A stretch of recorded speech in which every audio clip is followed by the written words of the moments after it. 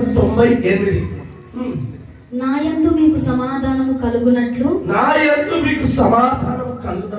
ఈ మాటలు మీతో చెప్పుచున్నాను లోకములో మీకు శ్రమ కలుగును. అమ్మ వింటున్నారా? లోకములో మీకు శ్రమ కలుగును, అయినను ధైర్యము తెచ్చుకొనుడి, నేను లోకమును జయించి ఉన్నాను. హల్లెలూయా. నాయందు మీకు సమాధానం కలుగునట్లు ఈ మాటలు మీతో చెప్పుచున్నాను.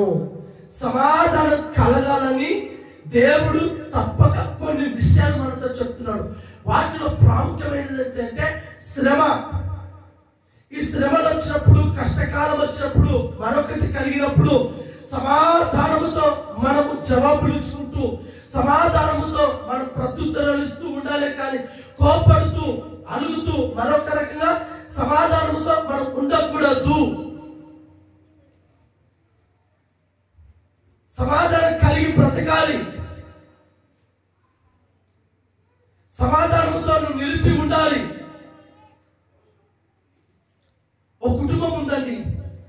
ఆ కుటుంబము ఎలాంటి కుటుంబం అంటే మంచి కుటుంబం. కొడుకుకి పెళ్లి చేసింది. కొడుకుకి పెళ్లి చేసిన తర్వాత ఆ ఇంటి కోడలు వచ్చింది. ఆ కోడలు వచ్చిన కోడలు మంచిది, అత్త మంచిది. అత్త కోడలు ఇద్దరు మంచి వాళ్ళే. ఎంత మంచి వాళ్ళు అంటే చుట్టుముట్టున్న వాళ్ళందరూ కూడా అసూయపడంత మంచివాళ్ళు. కానీ కళ్ళు ఊరుకుంటాయా? కడుపు ఊరుకుంటారా? కడుపులో ఏముడుతుంది, కళ్ళలో ఏముడుతుంది? అర్థమవుతుందా? కడుపు మంట, కళ్ళ మంట పుట్టి, ఆహా నా ఇంట్లో నా కోడలు ఇలా లేదే, నీ కోడలు అంత మంచిగుందే, నీ కోడల గురించి ఇంత గొప్ప చెప్తావా, నీ కోడల గురించి ఇంత చేస్తావని చెప్పేసి ఆ ఇరింటి ఆమె పొరుగింటి ఆమె ఈ అత్తగారికి మరో పని ఉండదు. అర్థమవుతుందా? అత్తలకు మరొక పని ఉండదు. మరి పని అంటే ఏంటి? చేసి పెడితే తినడం, చేసిస్తే తాగడం, తిరిగి లేచి ఇంటి బయట పోయి కూర్చొని వాళ్ళతో ముచ్చట్లు, వీళ్ళతో ముచ్చట్లు, వాళ్ళతో మాటలు, ఇవే ఉంటాయి అత్తగారులకు. మరి కోడలు ఏం తక్కువ కాదు కదా, వాళ్ళు కూడా పని పెట్టుకుంటారు. కోడలు వాళ్ళు కూడా పని పెట్టుకుంటారు. వాళ్ళ పని ఏంటో తెలుసా? చేసుకున్నంత వరకు పని చేసుకుంటారు. పని చేసుకున్న తర్వాత ఎదురుగా ఓ బొమ్మను పెడతారు. అర్థమవుతుందా? ఓ బొమ్మను పెడతారు. ఏ బొమ్మ? టీవీ. ఆ టీవీ ఆన్ చేసేసి ఆ టీవీలో కలిగే సీరియల్ కానీ సినిమాలు కానీ చూస్తూ ఉంటుంది. ఈమె బయట చెడిపోతుంది, ఈమెమో. అర్థమవుతుందా? సమాధానంగా ఉన్నటువంటి కుటుంబము, అన్యూన్యమైనటువంటి ప్రేమ కలిగిన అత్త కోడలు ఒక దశను చెప్పాలంటే వాళ్ళు అత్త కోడలే కాదు, ఓ తల్లి బిడ్డలాగా ఉండేవాళ్ళు, ఓ తల్లి బిడ్డలాగా వెలిగేవాళ్ళు. తల్లి తన బిడ్డకి ఏ విధంగా ఇస్తుందో తన కోడలు కూడా అంతకు మించి ఇచ్చేది. కోడలు కూడా అంతకు మించి చూసుకునేది, బాగు చేసుకునేది, ఏది పడుతుంది చేసేది. ఎప్పుడైతే కళ్ళ మంట, కడుపు మంట మండిందో వెంటనే బయట వారు చెవులో ఊదడం మొదలుపెట్టారు. ఇంట్లోనేమో టీవీ ద్వారా వచ్చే ఊదుడు. కొన్ని రోజులు గడిచిపోయాయి. అత్త కోడల మధ్య ప్రేమ తేడా వచ్చేసింది, పలకరింపులో తేడా వచ్చేసింది, మర్యాద చేయడంలో తేడా వచ్చేసింది, అన్ని దాంట్లో తేడా తేడా తేడా తేడా తేడా.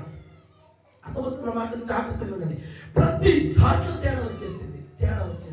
ఇప్పుడు ఎలా ఉందంటే అత్తకు కోడలు పడడం లేదు, కోడలకి అత్త పడడం లేదు. ఇప్పుడు అత్త కోడలకి పడకపోతే ఇంట్లో కొడుకు అనేవాడు, భర్త అనేవాడు సమాధానం ఉంటాడా? ఇంటిని ఆశిస్తాడా? ఇంటిని కోరుకుంటాడా? మరి వాడు ఏది కోరుకుంటాడు?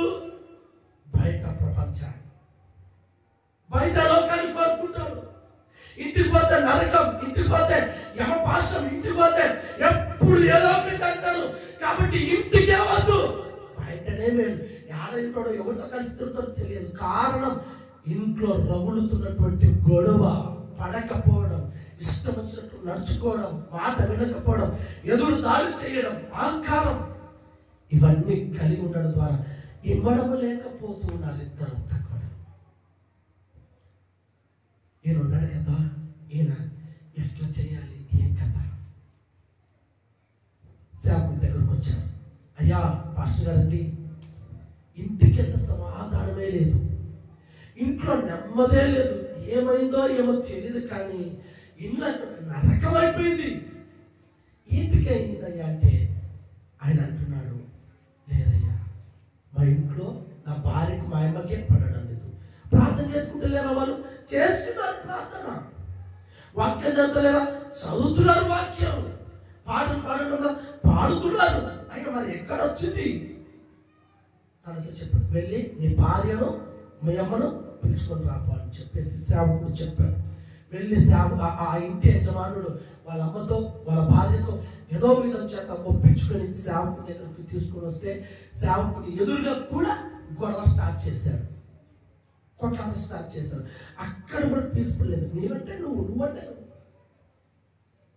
కొద్దిసేపు వినంత వరకు విని విని విని సేవకుడు వాళ్ళతో మాట్లాడడం మొదలుపెట్టాడు. అస్సలు మీరు తల్లి కూతురులాగా ఉన్నారు కదా, మీరు ఎంత మంచిగా ఉన్నారు, ఇంత కొట్లాడుతున్నారు, ఏమైంది, ఏంటి కారణం అని చెప్పినప్పుడు బయట నువ్వు కూర్చున్నప్పుడు ఇదిగో నా కోడలు చేసే పనులు చెప్పారయ్యా. ఎలా చెడిపోతున్నారు? బయట చెప్పుడు మాటలు, అక్కడ చెప్పే మాటలు, ఇక్కడ చెప్పే మాటలు, కుటుంబంలో సమాధానమే లేదు. అందుకే దేవుడు ఈ మధ్యాహ్న కాలంలో ప్రభుని హెచ్చరిస్తున్నాడు, నీకు సమాధానం కలిగేటట్లుగా ఈ మాటలు చెప్పుచున్నాను. ఈ మాటలు వినండి, మంది మాటలు వినొద్దు, స్నేహితుల మాటలు వినొద్దు, ఇరుగు పొరుగు వారి మాటలు వినొద్దు. వాళ్ళు మిమ్మల్ని చెరుపుకుంటారు, మంచి చేసినట్టే ఉంటారు, బాగు చేసినట్టే ఉంటారు, సహాయం చేసినట్టే ఉంటారు, ఎప్పుడు విడగొట్టాలో తెలియదు. అందుకనే మీకు సమాధానం కలిగేటట్టుగా ఈ మాటలు మీకు చెప్పుచున్నాను. అర్థమవుతుందా? అంత ఆప్యాయతగా కలిగినటువంటి వాళ్ళ మధ్య బయట చెప్పుడు మాటలు, ఇంట్లో చూసే సినిమా సీరియల్ చెడిపోయి కుటుంబాన్ని అస్తవ్యస్తగా మారిపోయింది. ఒకవేళ నీ కుటుంబంలో కనుక ఎవరికి సమాధానం లేదో నాకు తెలియదు, ఎవరి మధ్య గొడవలు జరుగుతున్నాయో తెలియదు, ఎవరు గొడవలు పెడుతున్నారో తెలియదు, ఎవరు ఏ రకంగా విషపు చూపు చూస్తున్నారో తెలియదు. యేసుక్రీస్తు నామములో అన్ని తొలగిపోవుగాక. నీ పిల్లలు నీతో సమాధానం ఉండుగాక, నీ భర్త నీతో సమాధానం ఉండుగాక, నీ భార్య నీతో సమాధానం కలిగి బ్రతుకుడుగాక. దేవుడి మాటలు వినాలి కదా, దేవుడి మాటలు వినాలి కదా. ఆమె అన్నారు, మంచిదే, ఆశ ఉంది మీకు, మంచిదే, కోరిక ఉంది, మంచిదే, కానీ ఈ దేవుడి మాటలు వినాలి కదా. కొన్నిసార్లు కఠినమైన మార్గంలో తీసుకెళ్తాడు, కొన్నిసార్లు శ్రమ లేకుండా తీసుకెళ్తాడు, కొన్నిసార్లు దిక్కు తోచని స్థితిలో తీసుకెళ్తాడు. అలాంటప్పుడే వాక్యాన్ని ఆధారం చేసుకొని, సేవకుని మాటలు ఆధారం చేసుకొని ముందుకు సాగాలి కదా. అలా సాగాలంటే ఎవరో మాటలు పట్టుకుంటున్నారు, ఎవరో చెప్పుడు మాటలు విని నాశనమైపోతున్నాం మనకు మనమే. అందుకే ఈ మధ్యాహ్నం ప్రభు మీరు అలా కాకూడదని మీకు నా దేవుడిచ్చే సమాధానం పొందుకుందురుగాక. హల్లెలూయా, హల్లెలూయా. ఎవరితో సమాధానం ఉండాలో ఒక మాట చెప్తాను, తీయండి. దేవుడికి మహిమ కలుగును గాక. మత్తయి సువార్తమానము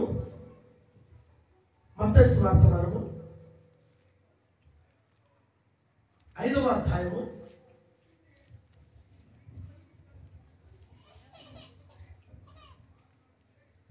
అధ్యాయము 24వ వచనం. బాగా చదవండి, చదవండి. అక్కడ బలిపీఠం ఎదుటనే, బాగా వినండి తల్లులారా, చదివే వాళ్ళు చదువుతారు, చదువు రాని వాళ్ళు నా వైపు చూడాలి, చదివే వాళ్ళు జాగ్రత్తగా చదువుతారు, చూసుకునే వాళ్ళు కూడా జాగ్రత్తగా చూసుకోండి. చదవక. అక్కడ బలిపీఠం ఎదుటనే నీ అర్పణను విడిచిపెట్టి మొదటగా వెళ్ళి నీ సహోదరునితో సమాధాన పడుము, అటు తరువాత వచ్చి నీ అర్పణను అర్పించుము. ఎంత శ్రేష్టమైన మాట అండి ఇది! ఎంత విలువైనటువంటి మాట, ఎంత గొప్ప మాట! సమాధానం పడకుండా బలిపీఠం దగ్గరకు వచ్చి, ఓ దేవా నా కష్టాలు తొలగిపోవాలా, ఓ దేవా నా శ్రమలు తొలగిపోవాలా, ఓ ఓ ఓ అని చెప్పేసి గుగ్గిపట్టి ఏడుస్తావే తప్ప పక్కన వాళ్ళతో సమాధానం పడవు. ఇది ఎక్కడ న్యాయం అండి? ఇది ఎక్కడ ధర్మం? నువ్వు ఎంత ఏడ్చినా నీ ఏడుపుకు అర్థం ఉండదు. కారణం సమాధానం లేదు, కారణం సమాధానం పడడం లేదు. ఎప్పుడో రాజేసిన అగ్గిని ఇప్పటికీ రగిలించుకుంటున్నావు, రగలడం లేదది. నువ్వే ఏం చేసుకుంటున్నావు? ఎప్పుడో అన్న మాట, ఎప్పుడో పలికిన మాట, నోరు జారిందో, గొడవపడో, కోపడో, మరో విధము చెందడో ఆ మాట పట్టుకొని ఇప్పటికీ ఇప్పటికీ ఇప్పటికీ పట్టుకొని పాకులాడుతున్నవే. నీ ప్రార్థన ఎలా అంగీకరించబడుతుంది? ఎలా అంగీకరించబడుతుంది ప్రార్థన? బలిపీఠం ఎదుటికి వచ్చి అర్పణ అర్పించి ఓ దేవా అంటే ఎలా స్వీకరిస్తాడు? ఎలా ఒప్పుకుంటాడు? ఒకనొక దశలో ఓ భక్తుడు చైకులను పాపం చేస్తాడు. ఆ పాపం ద్వారా ఒక సంతానం కలిగింది. ఆ సంతానం చావు బతుకుల మధ్య కొట్టుమిట్టాడుతున్నాడు.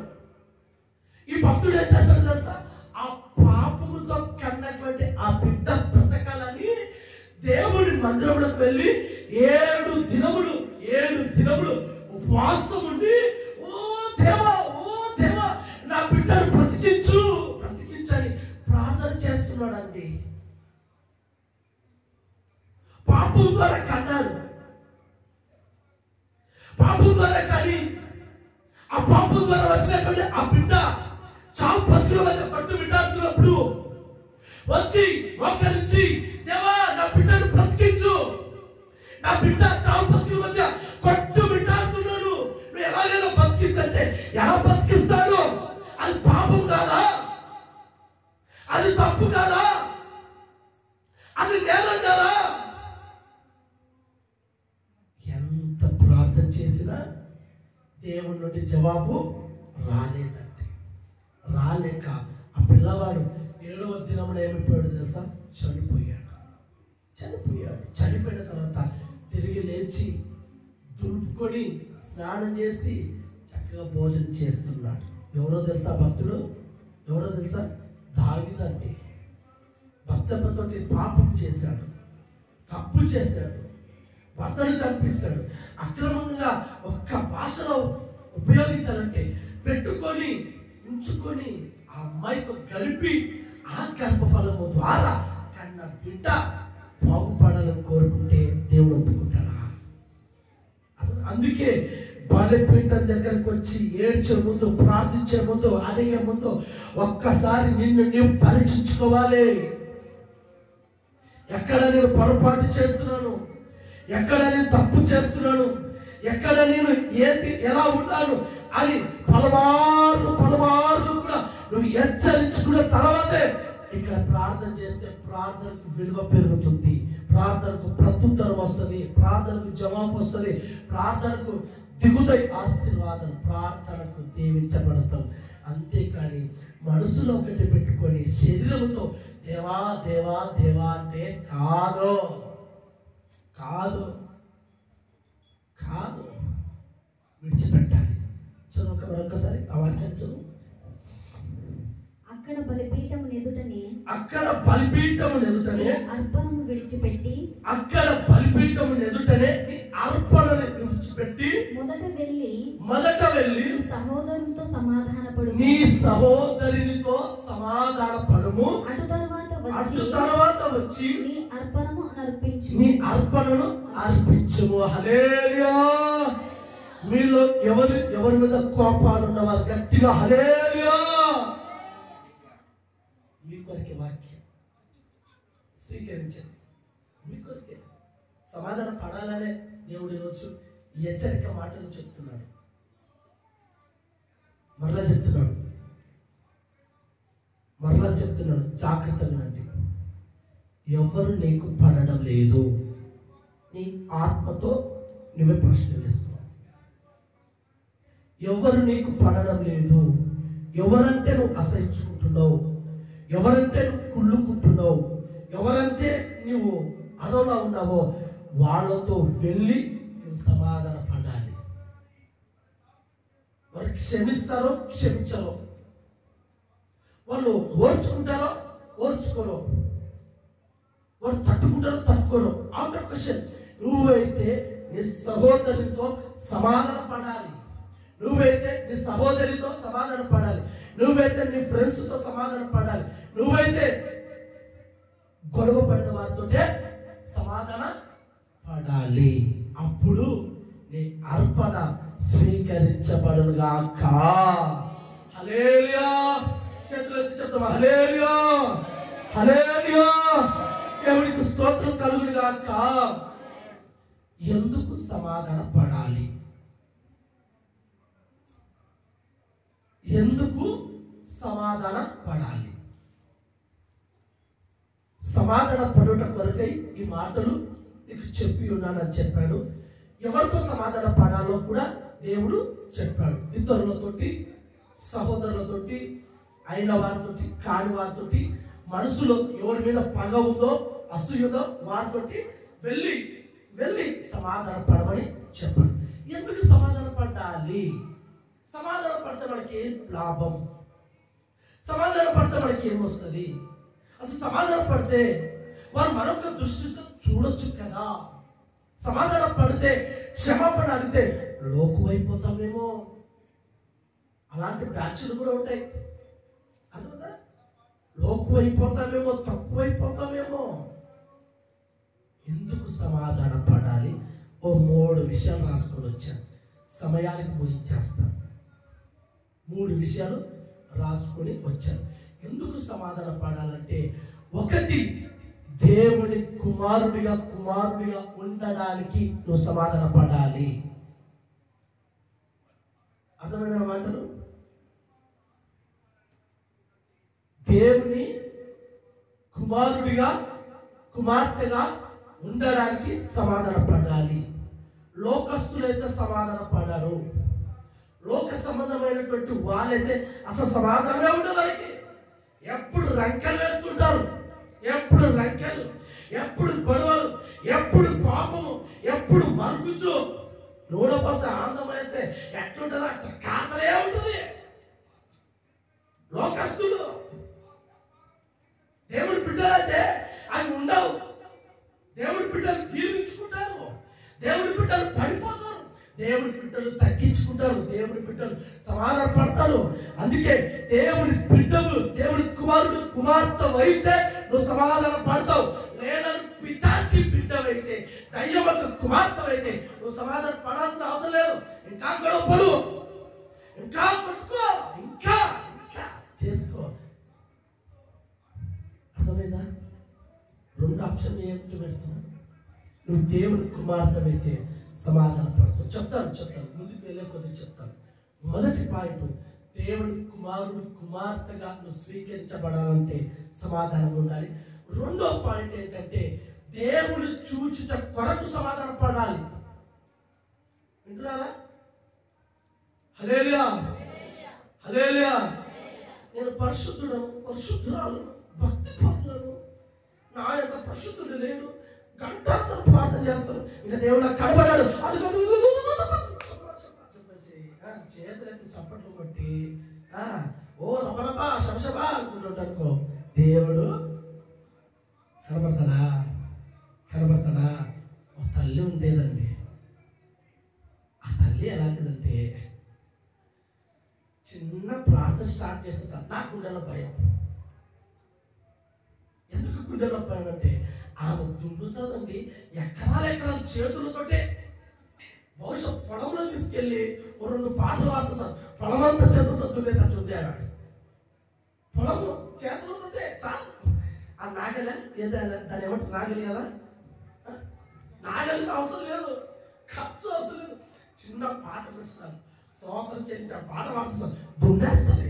నాకు భయం. ఎందుకు భయం అంటే, ఫ్యాన్ చూసే కిందనే ఉంది, అక్కడ ఆ ఇంట్లో సైడ్ చూస్తే కిచెన్లు ఏమున్నాయి, సామాన్లు. అదే ఈమె వేసిందనుకో మొత్తం ఎగిరి ఫ్యాన్ భయం. అంత అయిపోయాక అన్నా నాకు వెలుగు కనపడిందన్నా, ఎలా ఉంది అన్నట్టుగా అర్థం. ఎలా తీసుకు దేవుడు ఎవరికి పడితే వారికి కనపడడు. ఆయన వెలుగంటే ఈ లైట్లు అనుకున్నావా? ఆయన వెలుగంటే డిస్కో లైట్లా, చెంకి చెంకి లైట్లా? ఆయన వెలుగు తెలుసా? చూడలేము, బిగసుకపోతాయి కాళ్ళు చేతులు, స్వచ్ఛపడతాయి కాసేపటి వరకు, నేల కొరిగిపోతాం. అంతటి వెలుగు, అంతటి ప్రకాశం. ఒకనొక దశలో మోషే దేవుని చూడడం చాటకాక కళ్ళు మూసుకుండిపోయాడండి.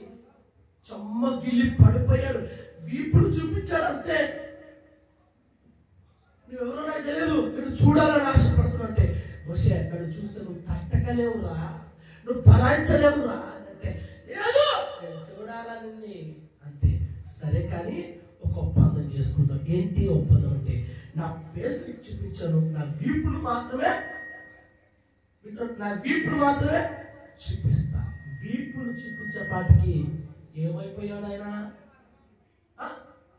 ఉన్నారా? సూర్యుని ఒక్క 10 సెకండ్లు చూసి భూమిని చూడండి, అలా ఉంటది దేవుడి స్వరూపం, అలా ఉంటది దేవుని యొక్క రూపం. మరి ఆయనను చూడాలంటే సమాధానం ఉండాలిగా తల్లి, నువ్వు సమాధానం పడాలి కదా తల్లి, సమాధానం కొరకు ప్రాకులాడాలి కదా. వాళ్ళతో పాటు నువ్వు పరుగులు పెడితే అవుతుందా? వాళ్ళతో పాటు నువ్వు అనుకుంటే అవుతుందా? వాళ్ళు వేరు, నువ్వు వేరు. నీకు వాళ్ళకు చాలా తేడా ఉంది. వెనకటి సామెత ఉంటుంది, నక్కకు వద్దు ఆ పదం మనకి. ఆ లోకానికి అంత తేడా ఉంది. మరి అంత తేడా ఉన్నప్పుడు నీళ్ళెందుకు తేడా రాలేకపోతుంది? హల్లెలూయా, హల్లెలూయా. మొదటిది, దేవుడి కుమార్తెలు ఉండడానికి సమాధానం పడాలి. 2, యేసయ్యను చూచుట కొరకైన సమాధానము పడాలి. 3, నెమ్మది కలిగి ఉండుటకు సమాధానం, అనగా నెమ్మది కలిగిన చోట వెళ్ళటానికి కూడా సమాధానము కలిగి ఉండాలి. హల్లెలూయా. ఒక్కొక్కటిగా మరి ఎంత సమయంలో వస్తుందో అంత సమయంలో నేను చెప్తాను. తీయండి మొదటి మాట, అదే మత్తయి సువార్త 5వ అధ్యాయము 9వ వచనం.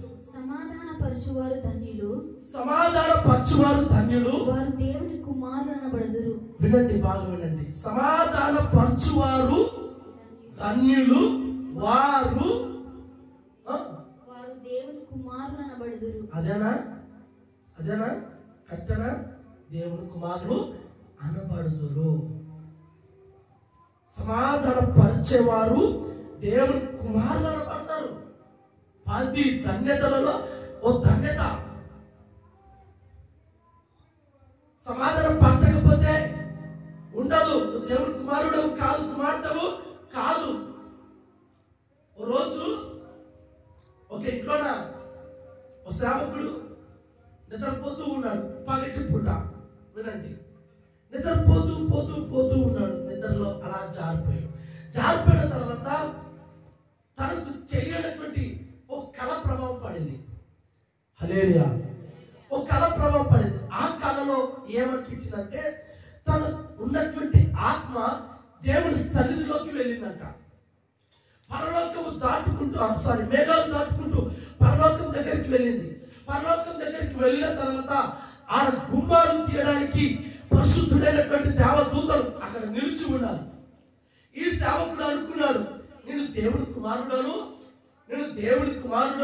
నేను సేవ చేశాను, నేను అన్ని చేశాను, నాకు ఫ్రీగా ఎంట్రన్స్ ఉంటుందిలే, కింద నేను ఏ పొరపాటు చేయలే, ఏ తప్పు మాట్లాడలే, ఏది చేయలే, పైగా బాప్తిసం ఇచ్చాను, స్వస్థతను కూడా చేశాను, దయ్యాలను వదిలించాను, అన్ని చేశాను కదా, నాకు ఫ్రీ ఎంట్రన్స్ అనుకుని చెప్పేసి చేతులు ఊపుకుంటూ పోతున్నాడు.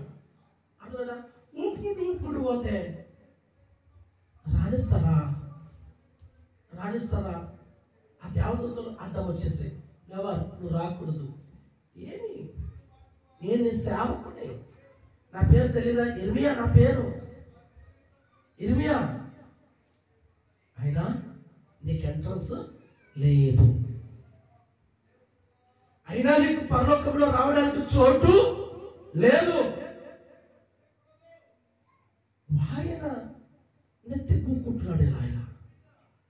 అరే నేను ఏం తప్పు చేశాను? ఎక్కడ పాపం చేశాను? ఎక్కడ దారి తప్పిపోయాను అని తనలో తను 1,00,000 సవాల ఆలోచన చేస్తూ ఉన్నాడు. ఎక్కడ పొరపాటు చేయలేదని తనకు తానే సమర్థించుకుంటూ ఉన్నాడు, తనకు తానే వాదిస్తున్నప్పుడు అక్కడే ఉన్నటువంటి యేసుక్రీస్తు ప్రభుల వారు లేచి వచ్చి, నా కుమారుడా ఇర్మియా, నిజమే నిన్ను సేవకు పిలిచాను, నిజమే నువ్వు సేవ చేస్తున్నావు, నిజమే నువ్వు స్వస్థతలు నా ద్వారా నీ ద్వారా జరిగిస్తున్నావు, అన్ని బాగున్నాయి. కానీ నీ మందిరానికి ఒక తల్లి వస్తుంది కదా, ఆ తల్లికి ఎందుకు నువ్వు దొంగ నాటకాలు ఆడుతూ దొంగ వందనాలు చెప్తున్నావు? ఎందుకు ప్రైజ్ లార్డ్ అనే పదము, వందనాలు అనే పదము ఎందుకు దొంగ నాటకాలు ఆడినట్టుగా, వేషధారణ చేసినట్టుగా ఎందుకు చెప్తున్నావు అంటే, అప్పుడు బలి పెరిగింది మట్టి బుర్రకు. అర్థమైందా? ఈ మట్టి బుర్రకు అప్పుడు బలుపు వెలిగింది. వెలిగిన తర్వాత పశ్చాత్తాప పడాలా వద్దా? దేవుని కంటే మనం మేధావులమా? దేవుని కంటే మనకు బాగా తెలుసా? దేవుని కంటే. కానీ ఈయన ఈ మట్టి బుర్ర తెలుసా? గుర్తు చేసుకుని, ప్రభువా ఆమె గురించి తెలియదా? ఏం తెలుసు ప్రభా, మీకు ఎందుకు తెలియదు ప్రభా? నాలో ఇన్ని రాష్ట్రాలు చెప్పించావు కదా, ఆమె గురించి నీకు తెలియదంటే ఏం తెలుసు చెప్పు అని అంటే, ఆ సేవకుడు ఏమో చెప్తున్నా తెలుసా? ప్రభువా ఈ సేవకుడు ఈ తల్లి ఎప్పుడు ప్రార్థనకు వచ్చినా, ఎప్పుడు కాడక పెట్టలు వేసినా శనిపేడ నోటు వేస్తుంది వింటున్నారన్నమాట. శనిపేడ నోటు వేస్తుంది, చిల్లర రూపాయలు వేస్తుంది. నువ్వు చెప్పదేవా ఈ నోటుని ఎక్కడ చెల్లించుకోవాలి? ఈ నోటుని ఎక్కడ అంటే, చిరిగిపోయిన నోటు వేసిందని దొంగ వందనాల. అర్థమవుతున్నావా? లేరా అంటాను? వాళ్ళంటి సేవకులు లేరా? మంచి నోటు ఇవ్వలేదని, చక్కగా పట్టించుకోలేదని, మంచి భోజనాలు ఏర్పాటు చేయలేదని, పెరుగు పెట్టలేదని, కూల్ డ్రింక్స్ చేయలేదని, కేక్ ఇవ్వలేదని, రకరకాలైనటువంటి సమస్యల చేత మనసులో పెట్టుకొని వాళ్ళ ఇంటికి పోయినా, వాళ్ళు ఎదురు పడినా వందనాల బతుకుతారు. లోపల తిట్టుకుంటారు, ఈ తల్లి చిరిగిపోయిన నోటు మంచిగా మమ్మల్ని. అర్థమవుతుందా? ఇలాంటి వాళ్ళని ఎలా రాణించుకుంటారు దేవుడు? చిరిగిపోయిన నోటేస్తుందో, చిప్పిన నోటేస్తుందో, ఏదైనా ఏమనివ్వండి, ఇచ్చేవాడు నీరు కదా, పోషించేవాడు నీరు కదా, మీ కడుపుడు నింపేది నీరు కదా, మీకు ఆహారం పెట్టేది నేను. ఆమె మీద ఎందుకు చిరిగిన నోటేస్తుందో, చిరిగిపోయి నోటేస్తుందో ఎవరు నువ్వు సంతోషంగా స్వీకరించావా? అందుకే ఇక్కడ నీకు చోటు లేదు. అందుకే ఇక్కడ నీకు చోటు. సేవకులం అంటే మీ గురించి చెప్పడం, మా గురించి చెప్పుకుంటున్నాం. మాకే చోటు లేదు, మాకే దిక్కు లేదు. ఇక మీ పరిస్థితి ఏంటి? ప్రభా సామెలతో కలిసి సేవకు వెళ్ళాను ప్రభా, నేను జ్యోతిని ప్రభా, డీజిల్కి ఇచ్చాను ప్రభా, వచ్చాను ప్రభా ఎగిరెగిరేస్తుంటే పట్టుకున్నాడు ప్రభా అంటే, సామెలు బట్టి చేర్చుకోడు, వాళ్ళని బట్టి వీళ్ళని బట్టి దేవుడు నీ మనసు దేవుని కుమారుడిగా మార్చబడాలి. సేవకులమైన మమ్మల్ని దేవుడు కుమారుడిగా కుమార్తెగా స్వీకరించినప్పటికీ మా లోపట మా అంతరంగంలో ఒకటి పెట్టుకొని బయట ఒక రకం ఉంటే కూడా ఆయన కుమారుడిగా పిలువబడ్డాడు. వెంటనే ఆ కళ్ళలో వెళ్ళొచ్చిన ఆత్మ ఎంత స్పీడ్లో వచ్చిందో అంత స్పీడ్లో ఉలిక్కి పడ్డాడు. అంతే కాదు, అర్థమైందా? ఉలిక్కి పడ్డాడు, లేచి తుడుముకొని, వామ్మో చిన్న నోటు గురించి దేవుడు నన్ను రాణించుకోలేదా, చినిగిపోయిన నోటు గురించి దేవుడు నన్ను చేర్చుకోలేదా, ఒత్తుతాను అని చెప్పేసి మరుసటి వారమే ఏం చెప్తున్నాడు తెలుసా? మీకు ఏది కలిగితే అది కానుక పెట్టడం, చినిగిపోయినైనా సరే వెయ్యండి, మాసిపోయిన నోటైనా సరే. అర్థమైందా? సమాధానము పడాలి, మనసులో పెట్టుకోకూడదు. సేవకుడైనప్పటికీ జస్ట్ చినిగిన నోటు, మాసిన నోటు, ఫుడ్ పెట్టలేదని పెట్టి సరిగా పట్టించుకోలేదని వాటి కొరకు నువ్వు వాళ్ళ మీద వాళ్ళని చూడగానే ఒక చూపుతోటి వందనాలు పెట్టడం, మరొక చూపుతోటి వెనక వెళ్తూ ఉండుకోవడం మంచిదా?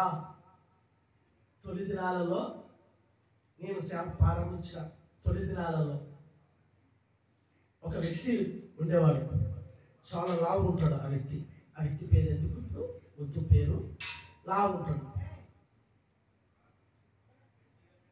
లావు ఉన్న తర్వాత బ్రదర్ నువ్వు ప్రార్థన బాగు చేస్తావు, నాకు తెలిసిన కొన్ని కుటుంబాలు ఉన్నాయి, కుటుంబాల కాడికి తీసుకెళ్తాను, వాళ్ళకు నువ్వు ప్రార్థన చేయాలని నన్ను పుసుకొలిపాడు. వినండి, ముగించేస్తాను. హల్లెలూయా, హల్లెలూయా. ఇంకా నా సమయమే కాలే, మీ సమయం అయినట్టుంది. నా సమయం కాలే, మీ సమయము. అర్థమైందా? ఆ తొలి దినాలలో చెప్తే సరే చేద్దాంలని చెప్పేసి మొట్టమొదటిగా ఆ రోజు ఈ ప్రాంతంలో మన జోతక్కల ఊరికే పరిచయకి వెళ్ళాను. దట్టు తీసుకెళ్ళి అక్కల ఇంటికి తీసుకెళ్ళాడు. ఆ ప్రార్థన చేశాను. అక్కడ నుంచి అన్ని కుటుంబాలు చేర్పించాడు. అన్ని కుటుంబాలు చేర్పించిన తర్వాత ప్రతి ఒక్కరు కానుకలు చేతులు పెట్టడానికి వచ్చారు. వద్దామంటే పక్కన ఉన్నాడు కదా, వింటాడా వినకోకుండా తను చేసి ఆపుతున్నాడు. మొత్తానికైతే ఆ రోజు కానుక ఇంచుమించు 1600 పైచిలకు వచ్చింది రూపాయలు. అప్పుడు చిన్న మందిరం ఉండే. రాత్రి 10:30కి ఇంటికి వచ్చి కానుకలలో బయట తీసి ముందరేసి మొత్తం లెక్క పెట్టి నీకు సగం నాకు సగం. ఏంటివి డబ్బులు, కానుక డబ్బులు. నీకు సగం నాకు, నాయనా ఈ సగం పంచాయతీ వద్దు, నాకు ఏదో వద్దు, నువ్వే తీసుకెళ్ళు. ఎందుకంటే నువ్వే ఆ కుటుంబాల కాడికి నన్ను తీసుకెళ్ళాలి, దీనికి అర్హుడవు నువ్వే. ప్రారంభ దినాలలోనే కష్టాలు పడుతున్నప్పుడే రూపాయి ఆశించలేదు. ఇప్పుడు ఆశిస్తానని ఎట్లా అనుకున్నాడు? మరి వద్దు తీసుకెళ్ళు అని చెప్పాడు.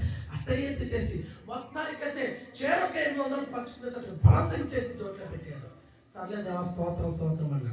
బాగా రుచి చూచాడు కదా. మరుసటి రోజు ఏం చేశాడంటే, అన్న ఇంకో ప్రార్థనకి వెళ్ళాలన్నా అని చెప్పాడు. సరే నేను వెళ్తాను, అప్పుడు నాకు పరిచయం మీరు ఎవరు తెలియదు, నాకు సరిగా ఎవరు తెలియదు, నాకు ఇంత పరిచర్య లేదు, నాకు ఏ పరిచర్య తెలియదు. సరే అని చెప్పేసి ఆ మరుసటి రోజు ఆ ప్రాంతానికి వెళ్ళడానికి సిద్ధపడ్డాను. ఆ ప్రాంతానికి వెళ్తే ఆ ప్రాంతంలో అందరికి ప్రార్థన చేస్తే 10 రూపాయలు వచ్చింది, అంతే కానుక. ముందు ఊర్లోనేమో 1600 వచ్చింది, వెనకటి ఊర్లేమో 10 రూపాయలు వచ్చింది. ప్రార్థన చేసాం, ఆ టీ వస్తే టీ తాగాం. బయలుదేరేటప్పుడు సణుగుడు కాదు, గొడుగుడు కాదు. ఏ సణుగుడో తెలుసా?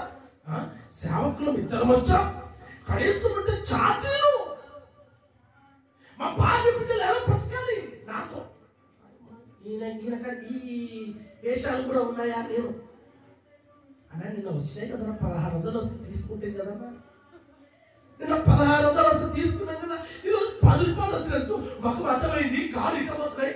పైగా ఆ పట్టణం, ఆ గ్రామం ఎంత శపిస్తున్నాడంటే అదొక సోదం గుమరం అవునుగా మంచి విషయాలు నేను కూడా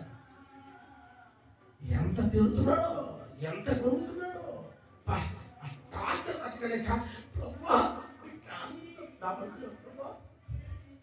ఇది ఒక్కరోజు విశ్వరూపం చూపించాము, ఇది ఒక్కరోజు ఏదో ఒక మార్గం తెచ్చి 1000 రూపాయలు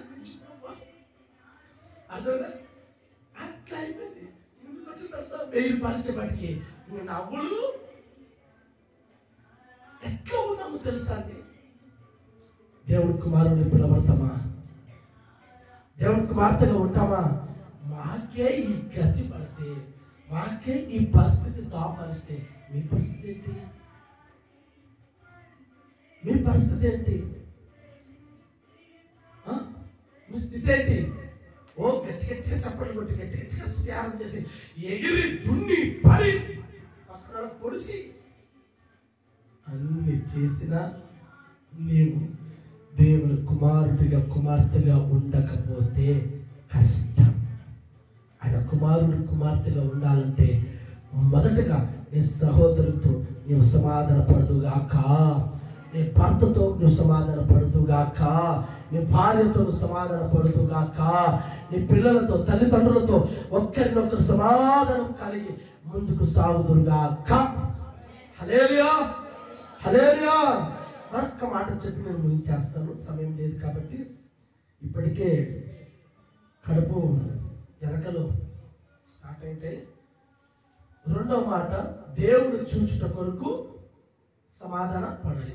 ఎబ్రీయులకు రాసిన పత్రిక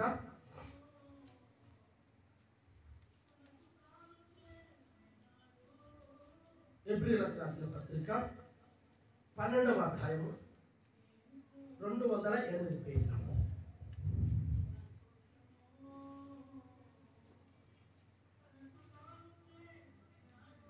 12వ అధ్యాయం 14వ వచనం. అందరితో సమాధానమును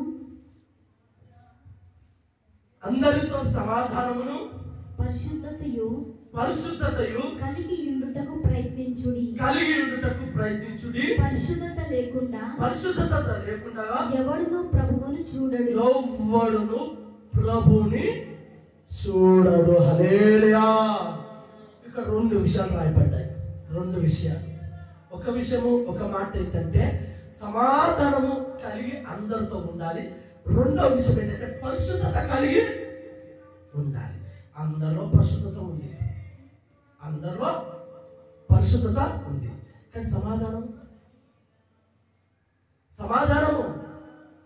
మరి సమాధానం లేకపోతే నువ్వు దేవుడు ఎలా చూస్తావు అనుకుంటున్నావు? మరి సమాధానం లేకపోతే దేవుడు ఎలా కనపడతాడు నీకు?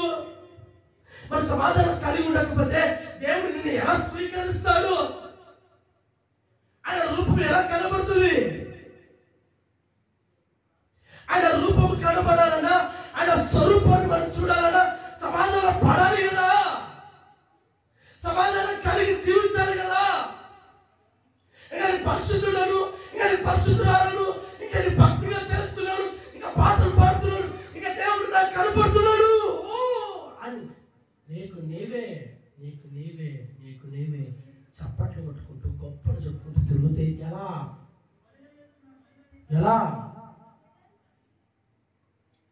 అర్థమవుతుంది నా మాటలు? దేవుని నువ్వు చూడాలి. ఒక గ్రామంలో ఓ కుటుంబం ఉండేది. ఆ కుటుంబంలో ఓ వ్యక్తి ఉండేవాడు. ఆ వ్యక్తికి బాగా వినండి, సంసారం ఉంది. వింటున్న మాటలు? హల్లెలూయా, హల్లెలూయా. చెప్పి ముగించేస్తాను. ఆ వ్యక్తికి సంసారం ఉంది, పిల్లలు ఉన్నారు, భార్య ఉంది, బాధ్యత ఉంది, బరువు ఉంది, భారం ఉంది, అన్నీ ఉన్నాయి. అన్నీ ఉన్నప్పటికీ కూడా దేవుడితో కలిసి నడిచేవాడంట. వింటున్న మాటలు? దేవుడితో కలిసి నడుస్తూ ఉండేవాడు. ఏ ఇంట్లోనైనా భార్య పిల్లలు ఉంటే ఆ ఇల్లు సమాధానం ఉంటుందా? ఆ ఇల్లు భారంగానే ఉంటుంది, కష్టంగానే ఉంటుంది. ఎందుకంటే చిన్నవాడు చక్కగా ఉంటే పెద్దవాడు చెడిపోతాడు, పెద్దవాడు చక్కగా ఉంటే చిన్నవాడు చెడిపోతాడు. పోనీ వీళ్ళు బాగుంటే భార్య బాగుంటే భర్త.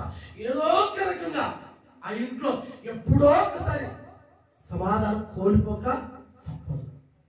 కానీ ఆ రోజులలో ఆ భక్తుడు యేసుతో కలిసి నిత్యము నడిచేవాడంట. ఒక అద్భుతం చెప్తున్నా, ఒక ఆశ్చర్యకరమైన విషయం చెప్తున్నా.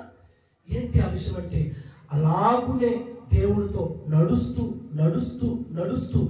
మరణం అనేది చూడకోకుండా అహరోనుకి పరలోక రాజ్యానికి ఎత్తబడెను అని ఉంటుంది. అర్థమైందా? హానోక్ మరణం చూడకోకుండా దేవుడితో కలిసి నడిచి నడిచి నడిచి ఒక్కసారిగా మరణం లేదు, శరీరం లేదు, సమాధి లేదు, ఏది లేదు, ఒక్కసారిగా దేవుని సన్నిధిలోకి ఎత్తబడ్డాడు. కారణం ఏంటో తెలుసా? సంసారం చేస్తున్నప్పటికీ, భారం కలిగి ఉన్నప్పటికీ, పిల్లలు కలిగి ఉన్నప్పటికీ, భార్య కలిగి ఉన్నప్పటికీ ఎలా సమాధానంగా వెళుతుండొచ్చు ఊహించండి సార్. మనమేదో ఉన్నాం, నీకేమన్నా, నీకేం తెలుసన్నా? అర్థమైందా? నీకేం తెలుసన్నా? సంసారం ఓ చదరంగం, ఓ సముద్రం, ఓ తాటి చెట్టు, ఓ మెంటు చెట్టు, ఓ తిక్క చెట్టు. మరి ఈయన సంసారం చేసుకుంటూ దేవుతో నడిచలేదా? మరి ఈయన పిల్లలు అంటూ దేవుతో నడిచలేదా? మరి ఈయన కూడా దేవుడితో పాటు నడుస్తూ పిల్లలు పట్టించుకోలేదా? వారిని పట్టించుకోలేదా? వారిని సాకలేదా? ఉంటున్న మాటలు అంత తిరిగినప్పటికీ నిజంగా నేను అంటున్నాను, ఏ చిన్న సమస్య వచ్చినా దేవుతో నడుస్తున్నాడు కదా, ఆ దేవుని దగ్గరకు వచ్చి చెప్పేవాడేమో, ప్రభా ఈరోజు నా ఇంట్లో ఈ సమస్య వచ్చింది, దేవా ఈ రోజు నా ఇంట్లో ఇది కలిగింది అన్నప్పుడు దేవుడు ఏదో ఒక విషయం చెప్పి పంపించేవాడా కాదా? అందుకే మొట్టమొదటిగా ఆ వాక్యం చదివించింది, మీకు సమాధానం కలుగుట కొరకై నేను మీకు ఈ మాటలు చెప్పుచున్నాను. దేవుడిని చూడడమే కాదు, చావును చూడకోకుండా, మరణాన్ని చూడకుండా దేవుడితో కలిసి పరలోకంలోకి వెళ్ళిన హానోకు ఎంత చరిత్ర అండి. అర్థమైందా? మనలో పరిశుద్ధత మంచిది, పరిశుద్ధతతో పాటు సమాధానం కలిగి ఉండాలి, పీస్ఫుల్. ఎంత బాగుంటుందో.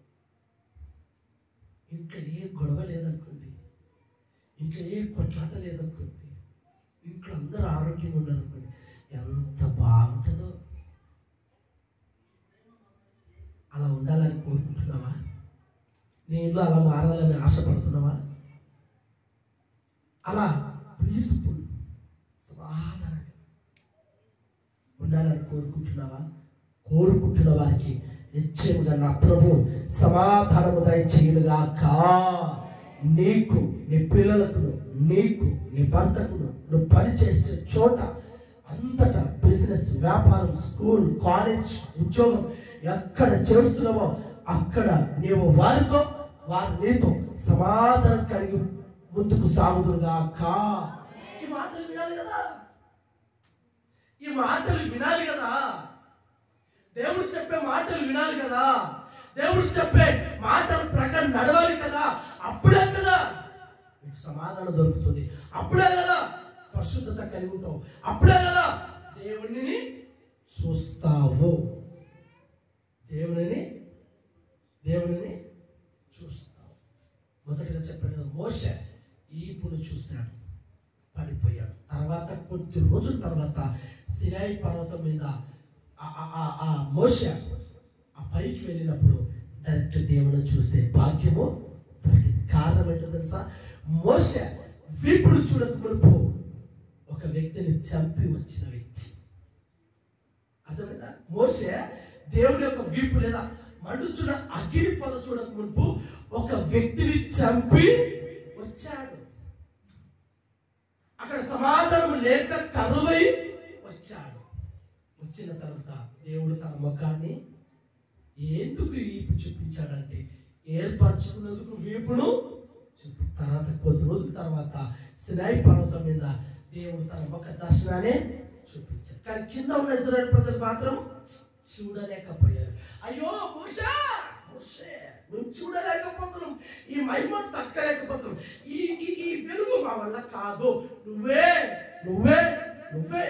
దేవుడితో మాట్లాడి మాకు చెప్పు అని చెప్పేసి గట్ల పక్కన, కొండల పక్కన దాక్కున్నారంట. మోషే సూటిగా మాట్లాడుతూ ఉన్నాడు, సూటిగా. ఇంటున్నారా మాటలు? దేవుని చూచుట కొరకు నువ్వు సమాధాన పడాలి.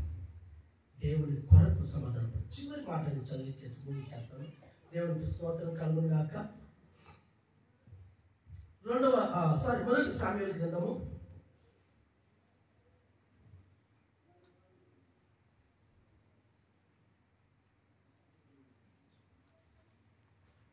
236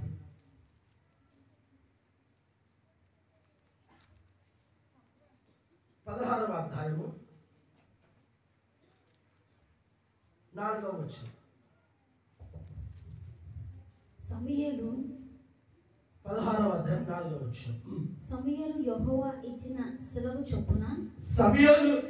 యెహోవా ఇచ్చిన సెలవు చొప్పున బెత్లెహేమునకు వెళ్ళెను. ఆ ఊరి పెద్దలు అతని రాకకు భయపడి సమాధానముగా వచ్చుచున్నావా అని అడగగా అతడు సమాధానముగానే వచ్చి తిని మీరు శుద్ధులై నాతో కూడా బలికి రండని చెప్పి వింటున్నారా? నాతో కూడా బలికి రండని చెప్పి. హల్లెలూయా. అంటే పరమరాజ్యం, అంటే యెరూషలేము, అంటే సియోను రాజ్యం, నిత్యము దేవుడితో కలిసి యుగ యుగములు కలిసి ఉండి నెమ్మది కలిగిన చోటికి మనం వెళ్ళాలంటే సమాధానం కలిగి ఉండాలి. సమూయేలుకి సమాధానం లేదు. ప్రవక్తనే, యాజకుడే ప్రవక్తనే, అయినా సమాధానం లేదు. కారణం ఏంటో తెలుసా? తన చేతుల ద్వారా అభిషేకించినటువంటి సౌలు అనే వ్యక్తి చేసిన పనికిరాని పనుల వల్ల తనకి సమాధానం లేదు, తనకు నెమ్మది. అతను చేసిన దానికి ఇతడెందుకు సమాధానం కోల్పోవాలి? మనం కూడా అంతే. ఎవరో చేసిన దానికి మనకు సమాధానం ఉండదు, మనకి నెమ్మది. అదే తలుచుకుంటుంటాం, అదే తలుచుకుని మాట్లాడుతుంటాం. అలా ఉండకూడదు. నీవు బలికి రండి, శుద్ధులై బలికి రండి అన్నట్టుగా దేవుడు నివసించే నెమ్మది కలిగిన చోటికి నువ్వు వెళ్ళాలంటే ఎక్కడ ఏ మాటలు వచ్చినా కలత చెందకూడదు, కలవర పడకూడదు. నిబ్బరం కలిగి ధైర్యం కలిగి సమాధానంగానే మనం ఉండినప్పుడు దేవుడు మనల్ని ఆయన రాజ్యంలోకి పిలుచుకొనుగాక. హల్లెలూయా, హల్లెలూయా. మొదటి మాట, దేవుడు కుమారులుగా ఉండటానికి కొరకు నువ్వు సమాధాన పడాలి. రెండవ మాట, దేవుడు చూచుట కొరకే సమాధానంగా బ్రతికాలి. మూడవ మాట, నెమ్మది కలిగిన చోట నువ్వు నివసించడానికి కొరకై సమాధాన పడాలి. అంతేకాని నేను సమాధాన పడను, నా పరిస్థితి ఇంతే, నేను ఇంత పెట్టుకుంటానంటే దేవుడు కూడా నేను నాకు వద్దు, నువ్వు వెళ్ళిపో అంటాడు. పక్కన సాతాను వచ్చి నువ్వు నా వస్తున్నా డిస్కో డ్యాన్స్ లోపల ఎక్కడ నరకంలో పళ్ళు కొడుకుతాయి, యాస ఈలలు కేకలు పిలుచుకొని పోతాడు. పోయి అక్కడ హాయిగా స్తోత్రం వింటున్నారా? సమాధానంతో నీవు ఈ ప్రార్థన అయిపోయాక నీ ఇంటికి వెళ్ళుదుగాక. ఈ సమాధానం నీ ఇంట్లో నిశ్చయంగా నిలిచి ఉండుగాక. ఈ సమాధానం నీ ఇంటి వారందరూ పొందుకుందురుగాక. ఇవాటి నుంచి జాగ్రత్తగా ఆమెనని చెప్పండి. మరలా నేను చెప్తున్నాను, నేను చెప్పిన పదాన్ని జాగ్రత్తగా విని ఆమెన్ అని చెప్పడమా చెప్పకపోవడం జాగ్రత్తగా. దేవుడు మిమ్మల్ని చూచునుగాక. చూడాలి, ఇది వాస్తవం. ఇవాటి నుంచి ఎవరి మీద అసూయ పడక సమాధానంగా ఉందురుగాక. మంచిది. చాలా మంది చెప్పలేరు అంటే ఇంకా పెట్టుకుంటామని అర్థం. ఇంకా ఇవాటి నుంచి ఎవరి మీద అసూయ లేకుండా సమాధానంగా ఉందురుగాక. ఎవరి మీద కోపం లేకోకుండా వారితో సమాధాన పడుదురుగాక. ఎవరిని మనసులో ఉంచక పగ ద్వేషం అసూయ పెట్టుకోక దేవునితో వారితో సమాధానముగా కొనసాగించునుగాక. మీ పలుకులు స్థిరపరచునుగాక. మీరు ఇవాటి నుంచి దేవుని కుమారుడు కుమార్తెలుగా పిలువబడుతుగాక. దేవుని ముఖ దర్శనం మీకు కనపడునుగాక. దేవుడు నివసించే నిత్య రాజ్యము మీకు, నాకు, మనకు అందరికీ కలుగునుగాక. ఇవాటి నుంచి ఆయన చెప్పే సమాధానకరమైన విషయాలు అనగా బైబిల్ వాక్యాలు వినండి.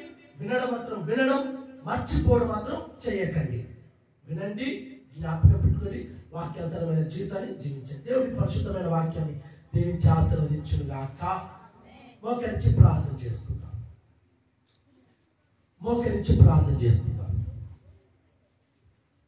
సమర్పణతో సేవించు